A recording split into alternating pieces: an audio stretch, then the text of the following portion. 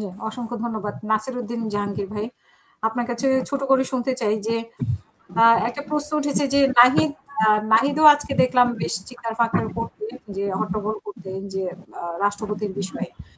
এই নাহিদে তো আরেকবার করেছিলেন। রাষ্ট্রপতির কাছে শপথ নিয়েছেন। আপনার প্রশ্নটা আরেকটু প্লিজ ক্লিয়ার আসে নাই। মানে নাহিদে তো আরেকবারও শপথ নিয়েছিলেন রাষ্ট্রপতির কাছে। নাহিদ যে আজকে এটার প্রতিক্রিয়া ব্যক্ত করলেন, এই নাহিদে তো শপথ নিয়েছিলেন। আপনার ইন্টারনেটে সমস্যা করতেছে। এটা যদিও আংশিক আলোচনা আগেরবার আসছে। না এবার তো নাহিদ রাষ্ট্রপতির কাছে শপথ নেয় না, এবার তো স্পিকারের কাছে শপথ নিয়েছে। আর তখনকার নিয়েছিল রাষ্ট্রপতির কাছে যখন উপদেষ্টা এসে। প্রথমেই আমি এটা বলে নিই যে রবি ভাই শুনতেছে কিনা আমি জানি না। যে সেটা হলো আমি ট্রাইব্যুনালের কথা একটু শুনতে চেয়েছিলাম। শুনতেছি বলেন আপনি শুনতেছি। কোনটা আপা? ট্রাইব্যুনালে যে মানে এক ধরনের দুর্নীতির অভিযোগ পাওয়া যাচ্ছে আচ্ছা, জি বুঝতে পারছি। আচ্ছা নাহিদের কথা বলি। প্রথম কথা আমি বলি যে নাহিদদের এই যে বিপ্লবী বা যারা জুলাই আন্দোলনের মানে প্রতিনিধি হিসাবে তার প্রথম ২ জন বা পরবর্তীতে আরো একজন বা আরো ২-৩ জন বাড়ছে। এদের প্রতিনিধি হিসেবে বা সরকারে অন্তর্বর্তী সরকারে যাওয়া উচিত হয়নি। এটা আমার ব্যক্তিগত মতামত। তাদের যাওয়া উচিত হয় নাই। দেখেন এই জুলাই আন্দোলনে তারা সামনের সারিতে থাকলো। জুলাই আন্দোলনে বিএনপিও ছিল, জামাতও ছিল। হাসিনুর ভাই জামাত ইসলামও ছিল, বিএনপিও ছিল। কিন্তু তারা কিন্তু তাদের কোনো দলীয় প্রতিনিধি অন্তর্বর্তী সরকারে দেয় নাই।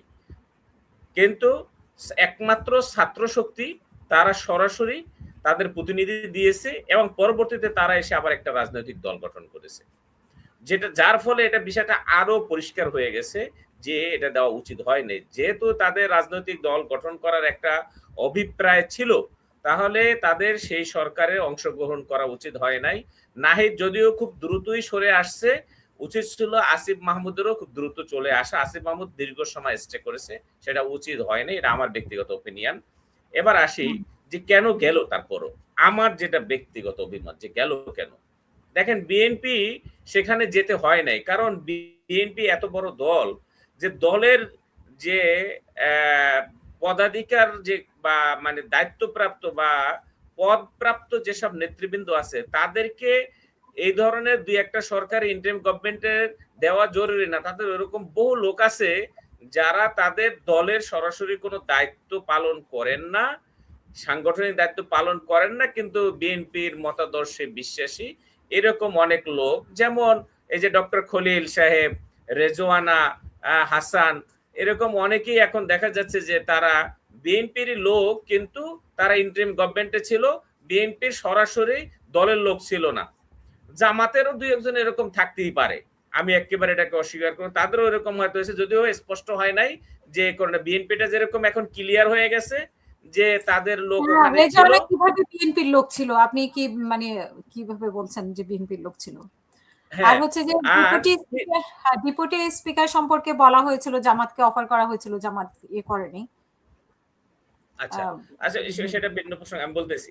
কিন্তু নাহিদেরা তো একেবারে ইয়ং ছাত্র, ওদের বিএনপি জামাতের মতো ওরকম বড় কোনো সংগঠন তাদের না যে তারা নিজেরা না গিয়ে তাদের বিহাইন্ড দ্য সিন তাদের কোনো ছায়া ব্যক্তিকে ওই ইন্টারিম গভর্নমেন্টে পাঠানোর মতো আসলে তাদের কেউ ছিল না, যার ফলে তারা নিজেরাই গেছে। এটা আমার ব্যক্তিগত অভিমত। না হলে তাদের এই যাওয়াটা ঠিক হয় নাই। তাদের ইন্টারিম গভর্নমেন্টে না গেলে বরং তারা ভালো করত। যেহেতু তারা যে সরকার চেয়েছিল সেই সরকার তারা পায় নাই, তাহলে ইন্টারিম গভর্নমেন্টে না থেকে বরং বাহিরে প্রেসার গ্রুপ হিসেবে অন্যান্য দল, জামাতের মতো বা অন্যান্য দলের মতো বিএনপির মতো থাকলেই ভালো হইতো। এইটা হলো আমার প্রথম কথা। এই জন্য নাহিদের ওই সময় শপথ, এখন এবং বর্তমানে এই রাষ্ট্রপতির বিরুদ্ধে অবস্থান, এটা নিয়ে দুই একটা প্রশ্নের সৃষ্টি হওয়ার যৌক্তিকতা আছে। কিন্তু নাহিদরা, আমি যেটা তখনও বলেছি যে নাহিদরা গেলেও, তারা যাওয়ার পরও কিন্তু সে তার দল বা সে ছাত্র শক্তি তারা কিন্তু যাওয়ার পরও যে হ্যাঁ ঠিক আছে, রাষ্ট্রপতির হাতে শপথ নিয়ে আমরা ইন্টারিম একটা গভর্নমেন্ট করেছি, এটা তত্ত্বাবধায়ক সরকার না, অন্তর্বর্তী সরকার, একটা বিশেষ সরকার গঠন করেছি, তার মানে এই না যে তাকে সারা জীবন ওখানে কোলে করে রাখতেই হবে। তাকে অপসারণ করার জন্য তারা সর্বোচ্চ চেষ্টা করেছিল নাহিদেরা, কিন্তু অপসারণ করতে পারে নাই, করা যায় নাই। কেন যায় না সেটা আমি একটু আগে বলছি। সুতরাং ওটা আর নতুন করে আমি মনে করি বলার প্রয়োজন না। সেই ক্ষেত্রে নাহিদের আজকে পার্লামেন্টে যাওয়া আর ওই রাষ্ট্রপতির পার্লামেন্টে যাওয়া এটার সাথে কোনো সম্পর্ক নাই, কোনো মিল নাই, দুইটা ভিন্ন। নাহিদ গেছে বিপ্লবীদের প্রতিনিধি হিসেবে আর রাষ্ট্রপতি গেছে ফ্যাসিস্টদের প্রতিনিধি হিসেবে। সুতরাং দুইটা ভিন্ন জিনিস, এটাকে মিলানো যাবে না। আসেন এবার আপনার ট্রাইব্যুনাল নিয়ে কথা বলি। এটা তো কি বলবো, তাজউদ্দিন সাহেবকে যখন সরল আমি বলি, দেখেন ওই যে মানে সবকিছু আগে প্রথম আলো পত্রিকা একটা ওই যে কবে যেন আগে একটা স্লোগান লিখতো, এখন আছে কিনা জানি না, যে আমরা পরিবর্তনের সাথে, তবে সবকিছু পরিবর্তন করতে নেই, সবকিছু পরিবর্তন করতে নেই। সরকার পরিবর্তন হয়েছে বলে সবকিছু পরিবর্তন করতে হবে না। যে ভালো আছে তাকে কেন পরিবর্তন করবেন?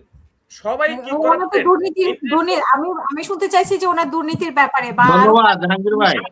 জাহাঙ্গীর ভাই আপনাকে ধন্যবাদ। জাহাঙ্গীর ভাই আপনাকে ধন্যবাদ। না, আপনি সত্য জায়গা বলছেন, সত্য কথা বলছেন, যে বাপ পাল্টানো যায় না, মা পাল্টানো যায় না, এই জন্য আপনার ধন্যবাদ। সবকিছু পাল্টানো যায় না রবি ভাই, গভর্নর ওইভাবেই সবকিছু পাল্টানো যায় না। এই যে বহুত উপরে হয়েছে, এই জন্য ধন্যবাদ জানাইলাম। Thank you. গভর্নরকে এভাবে পরিবর্তন করা, আইসিটির যে চিফ প্রসিকিউটর তাজুল ইসলামকে এবং পরিবর্তন করাটা এই সরকারের সঠিক সিদ্ধান্ত ছিল না। এভাবে পরিবর্তন করলো, এভাবে না। তাজুল ইসলাম ট্রাইব্যুনালে একজন অভিজ্ঞ এবং পরীক্ষিত একজন সে আইনজীবী, তাকে সরিয়ে যাদেরকে এখন যে টিমকে এখন নিয়ে আসা হলো তার ফলাফল দেখেন, 1 মাসও যেতে পারে নাই, এখনই সেই ঘুষের খেলে, যেটা আওয়ামী লীগের আমলে আমরা দেখেছিলাম, সেই তুরিন আফরোজদের পিরিয়ডে আমরা দেখেছিলাম, তখনকার সেই বিচারপতি, তখনকার সেই ব্যারিস্টার জিয়া, মানে নিজামুল হক, সেই আইনজীবীদের সেই এসকাইপি কেলেঙ্কারি। এখন তো মনে হচ্ছে যে আল্লাহ না করুক আইসিটি আবার সেদিকে যাচ্ছে না তো, সেদিকে আবার যাচ্ছে না তো। কারণ এই প্রসিকিউশনের, যদিও এখন যে চিফ প্রসিকিউটর উনি বলছে যে আমার যে প্রসিকিউশন টিম যে কাজটা করেছে এটা একেবারে গর্হিত অপরাধ এবং এটা আমাদের এই প্রসিকিউশনের সততা, যোগ্যতা এবং নীতি আদর্শের একদমই বিপক্ষে এবং এটা ক্ষতিগ্রস্ত করবে আমাদেরকে, উনি এটা বলছে। এবং এটা বললেই তো খালাস না, আসলে যেটা শঙ্কা করেছিলাম সেটাই হয়েছে। কারণ আওয়ামী লীগের যেসব বড় বড় ওখানে রাঘব বোল্লা ট্রাইব্যুনালের আসামি, সালমান এফ রহমান আইনমন্ত্রী সাবেক, আনিসুল হক সহ, এখানে তো বিশাল টাকার একটা ঝনঝনানি থাকবে, লোভ থাকবে, এটাই স্বাভাবিক। সেই ক্ষেত্রে এখানে উচিত ছিল অবশ্যই সৎ, যেটা যেমন আগের প্রসিকিউশন বলছিল যে আমাদের 1000 কোটি টাকা দিয়েও আমার প্রসিকিউশনকে কেউ কিনতে পারবে না। প্রসিকিউশনের টিমই বলছে যে একটা মামলায় ঘোষ খাইছে। এটা প্রসিকিউশন টিমের একজন সদস্য সাভারের এই হত্যা মামলাটার বাদীর যাকে রাজ সাক্ষী করা হয়েছে তার কাছ থেকে টাকা খাওয়া হয়েছে।